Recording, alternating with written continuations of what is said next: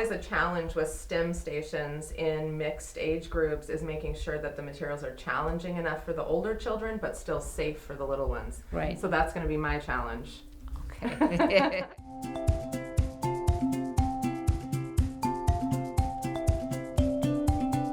So you want to have the materials inaccessible to the younger guys, but easy for you to access and bring out kind of for the little guys to use. Yeah. Okay. Yes. I just want to maybe have like a math station, science station, or a STEM place.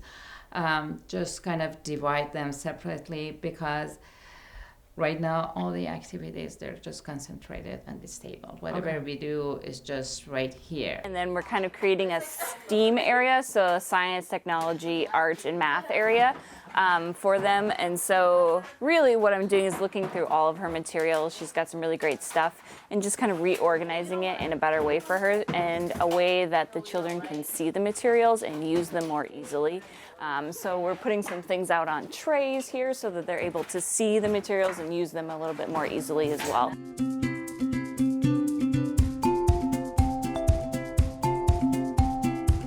Laura had a lot of nonfiction books, and what we did was organize them so that we can incorporate them into the STEM area. For instance, we do have a book about rock counting, and we do have rocks up there. One of the activities we have here for the STEM table is the children observing the rocks and using the scale to do balancing and measurements.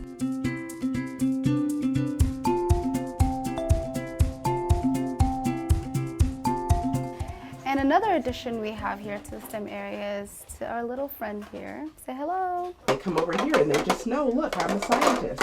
And you don't have to, know what to do with them. You can just start kind of fiddling around with them. And they're all colorful and they look inviting. We kind of made all the art materials live here and the science and math materials more over here. And one of the games that we came up with are these file folder games. And so it's really easy for kids to grab, and it's very child self-sufficient. They know that they take one of the shapes off and they attach it with the Velcro. The idea here would be to encourage the kids to use these measuring tapes to measure the different materials, and they can jot down what they found out either on the clipboard or in a notebook.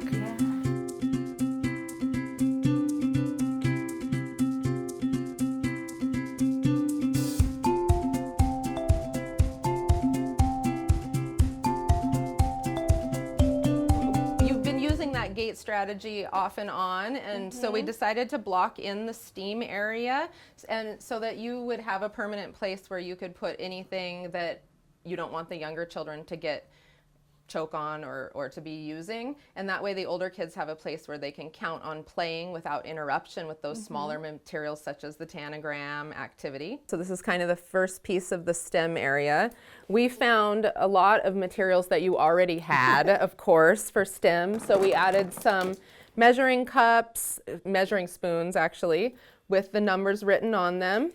This sensory table actually has a ruler on it. So if kids want to see how big something is, like maybe they find a bug in there and you're doing a measuring activity. You can look up here and it has all of those questions like, what did you see or hear? What's happening?